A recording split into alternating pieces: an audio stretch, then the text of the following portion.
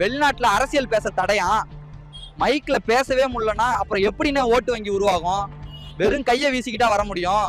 தம்பி, இது டிஜிட்டல் காலம். பேச்சு எதுக்கு? பல ஆயிரம் பேர் ஒன்னா திரண்டு நின்னாலே அது ஒரு அரசியல் மெசேஜ் தான். பேச்சில விஷுவல் போதும். இதுதான் இப்போதைய ட்ரெண்ட். நிஜத்தை சொல்ல போனா தடை விதிச்சாலே ரசிகர்களுக்கு சிம்பதி எகிரிடும்.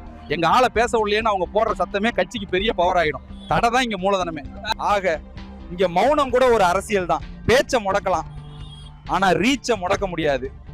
என்னங்க சார் உங்க நரேட்டிவ்?